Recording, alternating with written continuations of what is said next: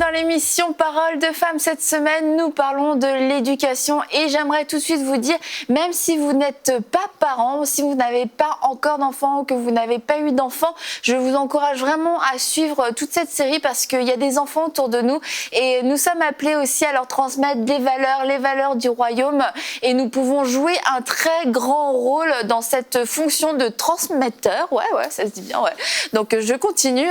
Donc, je vous encourage à rester. Si vous êtes grands-parents aussi, je crois que c'est très important parce que quelquefois, il y a des choses qu'on a peut-être moins bien réussi en tant que parents, mais avec du recul, en tant que grands-parents, il y a des choses qu'on peut faire dans la vie de nos petits-enfants et même dans la vie de nos enfants une fois qu'ils sont devenus adultes. Et nous sommes depuis hier et pour tout le reste de la semaine avec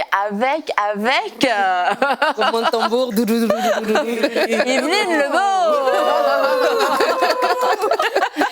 Bonjour Madame Lebeau, vous allez bien? Oui, très bien, Madame Heureuses. Nous sommes heureuses que vous ayez fait un crochet par notre studio. Ouais, je sais pas, je crois que ça faisait bien. Pendant 2 minutes. Oui, après c'est bon, on va revenir. Non, merci beaucoup, je crois que c'est un sujet vraiment très important. Et tu l'as dit hier, toi-même, c'est un sujet qui te tient à cœur depuis 1 an. Et donc on est contente de pouvoir te donner l'opportunité dans Parole de Femmes, et non dans Bonjour chez vous, de pouvoir le partager. Je crois que le Seigneur a déposé beaucoup de choses dans ton cœur concernant ce sujet. Puis avant de commencer l'émission, je parlais avec mon amie Nadine et je lui disais qu'en fait c'est quasiment énervant de voir les extrêmes et notamment au niveau de l'éducation. Et aujourd'hui on va parler de l'autorité parentale et l'autorité parentale c'est vraiment le thème où on est passé par tous les extrêmes et je crois qu'on est en train de toucher un nouvel extrême aujourd'hui et d'être conscient en fait que c'est une manipulation et qu'on doit prendre en tant que parents, surtout en tant que parents chrétiens, des responsabilités que Dieu nous a données avec un rôle et des fonctions et des outils que Dieu nous donne. Donc le but, c'est pas de faire de la morale aujourd'hui, c'est pas de condamner, mais c'est de rétablir, je crois, le modèle divin comme Dieu l'a pensé des parents et des enfants, un modèle qui fonctionne bien et peut-être qui aujourd'hui dérange parce que on n'a pas été éduqué comme ça, parce qu'on n'éduque pas comme ça, mais peu importe en fait, c'est que me dit la Bible, comment Dieu voit la famille, comment Dieu me voit en tant que parent. Et je crois que c'est ça que tu vas faire, hein, n'est-ce pas? J'ai pas le choix vu que tu l'as dit. Tout à fait. C'est le rôle de l'animatrice. Je me soumets, Annabelle, humblement. Non, mais c'est vrai ce que tu dis. Dernièrement, je suis tombée sur un article qui parlait de l'obéissance des enfants et qui disait en gros que les enfants ne doivent pas obéir à leurs parents, que les parents ne devraient pas chercher à tout prix l'obéissance de leurs enfants, que les enfants doivent faire leur expérience, blablabla. Vous voyez tout ce mouvement contre le non, contre l'obéissance. Et on va juste commencer tout de suite avec ce que la Bible dit, comme ça on ferme tout de suite le débat sur l'obéissance et le non, on le place. Ephésiens 6 dit « Enfants, obéissez à vos parents selon le Seigneur, car cela est juste. » Alléluia, cela est juste. Les enfants doivent obéir à leurs parents et les parents doivent chercher à se faire obéir de leurs enfants. Après, on va voir qu'il y a une façon de se faire obéir bonne et une façon qui est mauvaise. Et le but, c'est pas de faire des enfants paillassons qui sont sous nos pieds et qui nous obéissent au doigt et à l'œil parce qu'en fait, ils ont peur de nous, ils sont terrorisés. C'est absolument pas ça. Le but, c'est que nos enfants nous obéissent parce qu'ils nous respectent, parce qu'ils connaissent notre autorité. Parce qu'il faut savoir que on est le premier modèle d'autorité que les enfants vont connaître. Avant d'arriver à l'école, avant de connaître le président de leur pays ou même de connaître Dieu, ils vont connaître notre autorité. Voilà. Et on devient un modèle de l'autorité et on ouvre la voie à ce que plus tard en grandissant, ils craignent Dieu. Ils respectent Dieu parce qu'ils ont appris à respecter l'autorité que nous sommes et à comprendre ce fonctionnement-là. Tu as un verset que tu veux nous dire? Oui, mais je vais le dire après. Tu vas le dire après. À un moment où je trouve que ce sera vraiment plus pertinent. Et donc l'autorité parentale, comme je le disais, doit se placer de la bonne façon. Et il y a des extrêmes, et je veux juste parler de l'extrême de l'autorité par la violence. On ne fait pas obéir ses enfants par la violence, par l'humiliation, par des choses... Des privations exactement. Et dangereuses, carrément, oui, mais c'est vrai. Et le même verset où il est écrit, donc dans Éphésiens 6, que les enfants doivent obéir à leurs parents, il est écrit un tout petit peu plus loin que les parents ne doivent pas irriter leurs enfants. Je vais vous le lire clairement. « Et vous, pères, n'irritez pas vos enfants, mais élevez-les en les corrigeant et en les instruisant selon le Seigneur. » Donc, on voit que si on met en parallèle ces deux versets, « Enfants, obéissez » et puis « Parents, n'irritez pas vos enfants », on voit en fait que ça travaille ensemble. Et si on veut qu'en tant que parents, nos enfants nous respectent, on ne doit pas chercher à les irriter, à les humilier, à leur faire peur. Ça ne marche pas comme ça. On veut qu'ils nous respectent pour le bien. Déjà parce qu'on sait que c'est ce qu'il y a de mieux pour eux. C'est pas normal qu'un enfant parle mal à ses parents, qu'il lui manque de respect, qu'une maman se fasse taper par son enfant, même petit. Ouais, mais il a 2 ans, il sait pas ce qu'il fait. Non, je n'ai jamais accepté que mon enfant puisse lever la main sur moi. Il est fâché, je lui dis non, prends pas ça, il se fâche et puis une tape. Non, c'est pour moi, mes enfants savent. Il y a des limites à pas dépasser et la limite chez moi, elle commence dès le début. Manque de respect, c'est déjà trop. On ne se fait pas frapper, on ne se fait pas frapper, on ne se fait pas insulter, on n'accepte pas même certains tons ou certaines façons de se faire parler en tant que parent. Il y a vraiment des limites qu'on doit placer. Mais par contre, nous, en tant que parents, on ne peut pas venir imposer le respect de la mauvaise façon. Puis on peut peut-être prendre le temps un peu de parler de ce point-là, parce qu'il y a vraiment des parents qui ne savent pas comment se faire respecter et donc qui vont fonctionner vraiment par la violence, par la méchanceté, les cris, l'humiliation. Et en fait, ça fait des enfants qui vont manquer de respect justement à leurs parents. Moi, je sais que j'ai reçu une éducation où mes parents ont fait de leur mieux, mais mon papa, il était plutôt dans les cris, justement, et j'ai pas du tout été une enfant battue, mais on s'est pris des bonnes tapes quand même de temps en temps, de façon injustifiée parfois. Et ce que ça faisait, ça a certainement pas fait que je le respectais, je me souviens très bien. Déjà, ça a développé en moi un côté dur, c'est-à-dire je ne veux pas pleurer devant lui, je veux pas lui montrer qu'il m'a fait mal. Alors souvent, je sortais de la pièce où j'étais, et puis je serrais les dents, et puis en fait, en moi-même, je le maudissais, mais vraiment, c'était de la colère. Je le respectais pas du tout, mais au contraire, je le maudissais vraiment à l'intérieur de moi avec des mots tellement méchants, et ça alimentait quelque chose en moi qui faisait que j'avais certainement pas envie de le respecter, et il a certainement pas imposé du respect de cette façon-là, mais encore une fois, je veux dire, il m'a pas battue, il y a rien eu de... Mais juste cette façon de faire, déjà là, elle était déjà mauvaise chez moi. Et quelquefois, on part du principe que l'enfant est rebelle. Mais en fait, l'enfant ne naît pas rebelle. Et l'enfant est une créature de Dieu et il a des dispositions divines en fait en lui pour aimer, pour respecter.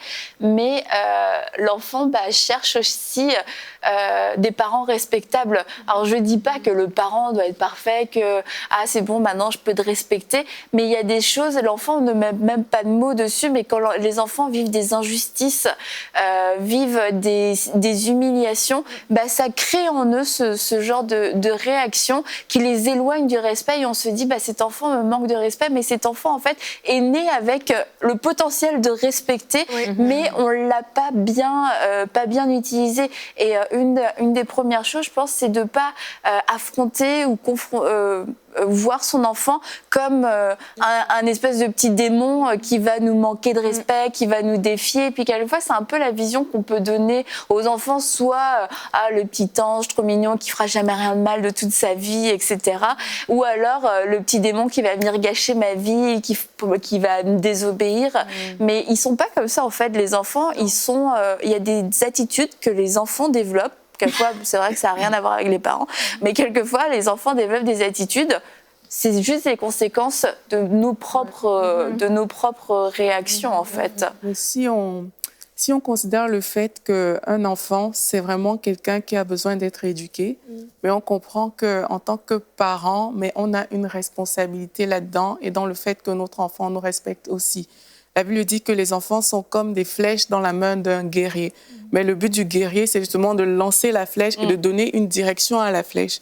Et quand le parent s'engage dans ce chemin, mais il donne une direction à son enfant.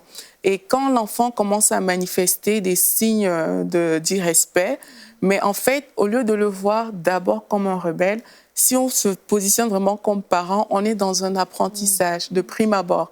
On n'est pas dans une guéguerre entre le parent et l'enfant. On est dans un apprentissage dans lequel il va justement falloir enseigner à l'enfant que ce n'est pas comme ça que ça se passe.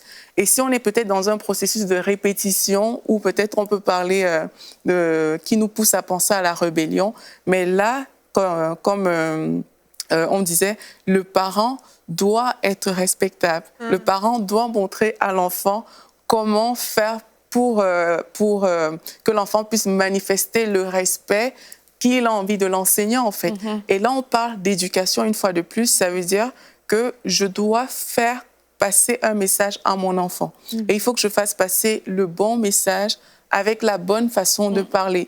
Sinon, le message risque de ne tellement pas être ça et la réaction attendue ne sera pas la bonne, en fait. Donc, c'est vraiment comment je fais passer le message à mon enfant pour créer ce que j'attends de lui dans cette situation. J'attends le respect, mais comment est-ce que je fais passer ce message? Mais déjà c'est ça, les enfants, ils sont des êtres humains à part entière.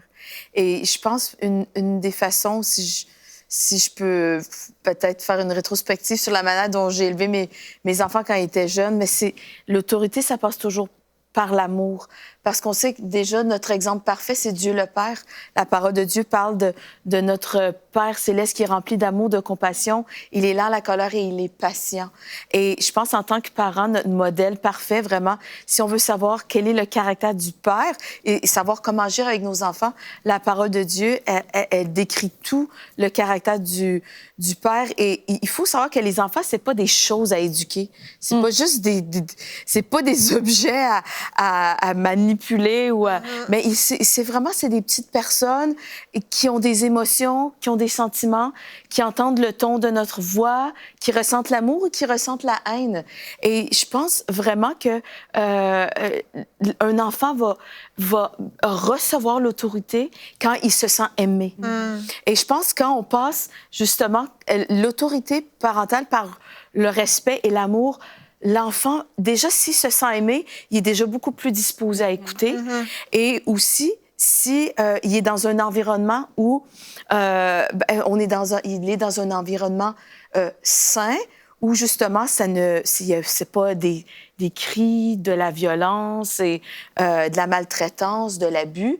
Bien, déjà, ça va déjà on part très bien. Oui. Mais je pense vraiment l'enfant, si le parent est constant aussi, ça c'est une des choses que j'ai apprises. L'enfant va savoir de te respecter. T'as pas besoin de crier, t'as pas besoin d'être violent. Si c'est que toi tu as parlé, tu as dit ceci est ma limite et que tu es constant et consistant, on demeure le même. L'enfant sait, ma mère, elle bougera pas, ça me donne rien. J'insiste, je connais ma mère, je connais le caractère de ma mère, elle bougera pas. Et vraiment, moi, je sais que mes enfants m'en parlent aujourd'hui, ils ont 14 ans et 17 ans. Ils disent, maman, on savait que ça donnait rien. D'insister avec toi, on gagnerait pas. Si tu avais donné une conséquence, la conséquence demeurait, même si ça me coûtait. Je me souviens une fois, j'avais donné une conséquence à Félicité. Ça avait coûté un souper à l'école. Elle voulait tellement y aller. Ça, c'est la conséquence qu'elle se souvient. On s'en souvient aussi. Ça avait coûté 40 $. Elle avait super hâte. Ça faisait 1 an qu'elle en parlait. Elle voulait la soirée, la kermesse, la soirée spaghetti. Puis elle avait super mal agi 1 semaine avant. T'as voulu me donner tes tickets en plus. Fallait rentabiliser. Ben écoute, j'ai trouvé quelqu'un qui donnait, mais vraiment, j'ai dit, elle avait dépassé les bornes. J'ai dit non. Et pendant 1 semaine, pendant au moins 5 jours, elle avait essayé de récupérer. Non, mais elle savait. C'est ça. Non, et puis, ça me coûtait, ça me faisait de la peine pour elle, mais mon nom, c'était non. C'est ça. Et mon nom était très important pour ma crédibilité, pour le respect aussi. Et vraiment, j'ai pas eu besoin de crier ou de rien. J'ai juste j'ai résisté à la tentation d'être manipulée ou des fois on est comme ému. Bon, la prochaine fois, mais Mais attention. je dis pas qu'il faut pas être rempli de grâce, c'est pour ça que je dis. Parce qu'à son âge, c'était comme, elle avait peut-être 7 ans ou 8 ans, c'était juste primordial, si c'était comme une leçon. Après, des fois, je pense vraiment on peut manifester de la grâce comme notre Père céleste. Et c'est là où notre relation avec le Saint-Esprit, l'écoute au Saint-Esprit est super important. Mais là, je savais, je devais pas bouger. Et vraiment, ça, c'est l'amour, la constance, je pense que c'est deux choses extrêmement importantes pour la transmission des valeurs à nos enfants. Mais c'est ça, tu parles de la grâce et c'était un point que je voulais aborder aussi. Parce que justement, être trop non plus rigide et camper sur ses positions systématiquement, ne jamais rien lâcher, ça amène pas non plus un bon respect, un respect sain. C'est aussi que, faut pas oublier, on est une sorte d'image du Père Céleste pour nos enfants. Donc, Dieu est miséricordieux avec nous. Il nous fait grâce. Très, très souvent, il nous fait grâce. Nous aussi, on doit être gracieux de temps en temps. Et comme tu le dis, il faut être à l'écoute du Saint-Esprit.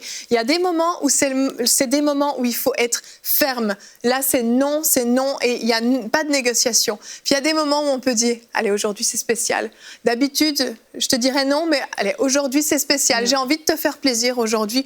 Pour le dessert, tu pourras avoir, j'en sais rien, un carré de chocolat ou j'en sais rien quoi, quelque chose qui te fait plaisir. C'est un moment spécial. C'est, je te fais grâce. Et puis d'habitude, peut-être qu'il faut que tu fasses ça pour avoir ça. Allez, aujourd'hui, je te fais grâce parce que je t'aime, mon enfant, puis que j'ai envie de te faire plaisir. Puis ça me fait du bien de te faire plaisir aussi. Mais il faut justement qu'il y ait une logique. C'est pas un jour oui, un jour non. Comme tu dis, on est constant, mais de temps en temps, on manifeste cette grâce pour montrer qu'on aime nos enfants, qu'ils se sentent aimés. Et on veut pas non plus que ce soit des robots qui nous obéissent au doigt et à l'œil. C'est pas du tout ça. On veut qu'il y ait une réflexion derrière leur obéissance, que ce soit spontané, que ce soit pas hypocrite. C'est facile d'être obéissant devant maman et papa, puis dès qu'ils tournent le dos, de faire n'importe quoi. On veut que ce soit une obéissance qui est volontaire, qui est pas soumise avec une mauvaise soumission comme un petit chien là qui a peur de son maître. C'est une obéissance qui est volontaire, qui est de son plein gré, parce qu'en fait, l'enfant comprend que ça lui apporte une sécurité. Un enfant qui n'a pas de limite, et ça c'est un point très important, et c'est le fameux point sur le non, c'est le débat dans la société, il ne faut pas dire non aux enfants, il faut dire non, etc. Le non fait que l'enfant, il a un cadre autour de lui qui le rassure.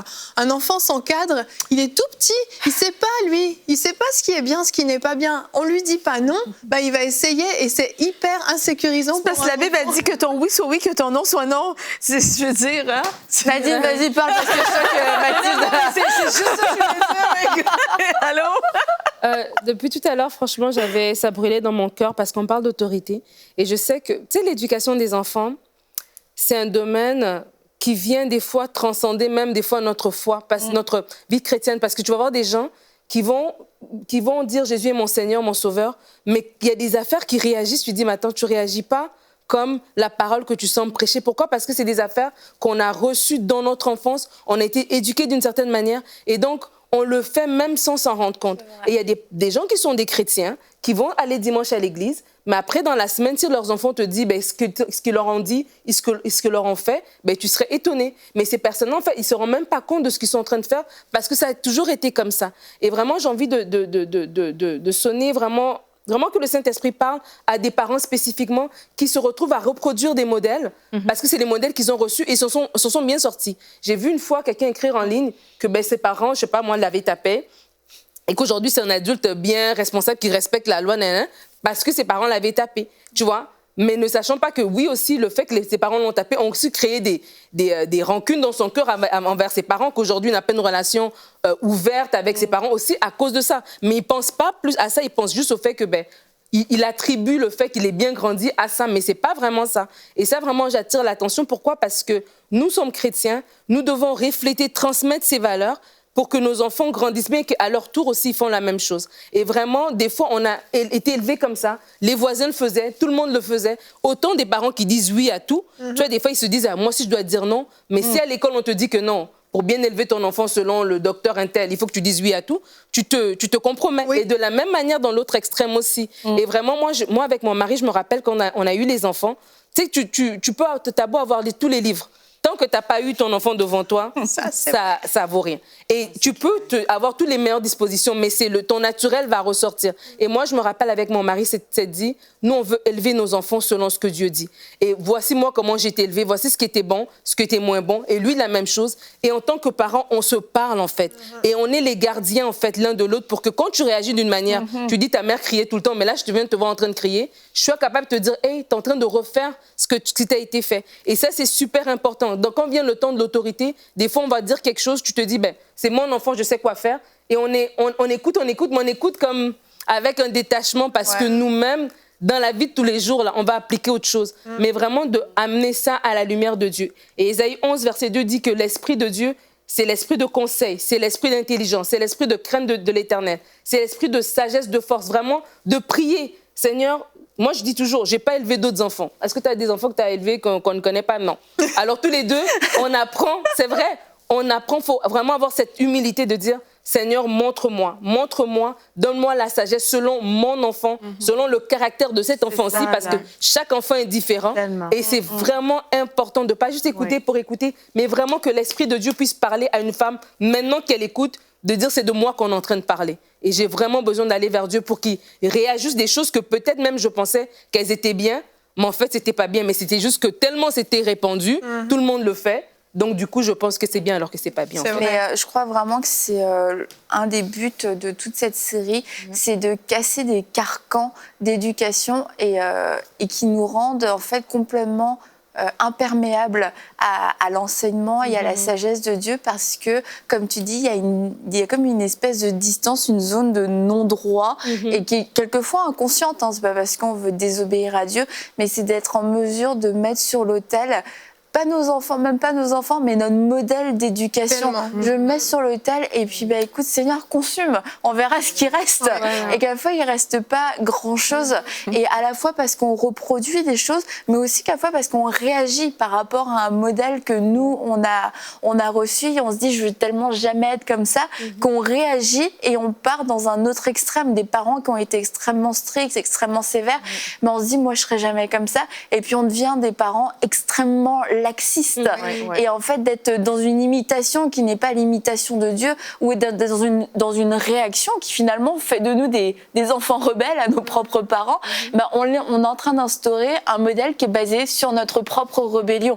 Donc c'est pas un modèle qui va être sain et je pense que c'est vraiment là tout l'enjeu de la décision que vous prenez aujourd'hui, c'est j'accepte de mettre tout mon modèle d'éducation sur l'autel et que tu puisses venir transformer toutes mes pensées et que ce soit pas une fin en soi parce qu'après on se dit ben, comment on va faire, ben, on réapprend en fait, on apprend de la bonne façon et mieux vaut apprendre aujourd'hui plutôt que de continuer constamment dans la mauvaise direction et nous on s'autoproclame pas meilleure mère de l'année. Moi j'ai déjà parlé avec toutes, mais il y a des remises en question, il y a des erreurs, il y a des fails, des big fails. Vraiment il y en a, c'est comme si celle-là j'avais pu jamais le faire, le dire et tout. Et en plus, moi, j'ai qu'une fille, donc je peux même pas me récupérer sur un peu trois mois. Tes petits-enfants, peut-être. Tu t'en prendras. Mais c'est vraiment ce qu'on veut, et je le répète, c'est regarder qu'est-ce que nous dit Dieu et comment être les meilleurs parents possibles avec la parole de Dieu. Oui, et... Pardon, c'est bien, merci d'en parler parce que ce que j'avais vraiment sur le cœur pour toute cette série, c'était remise en question.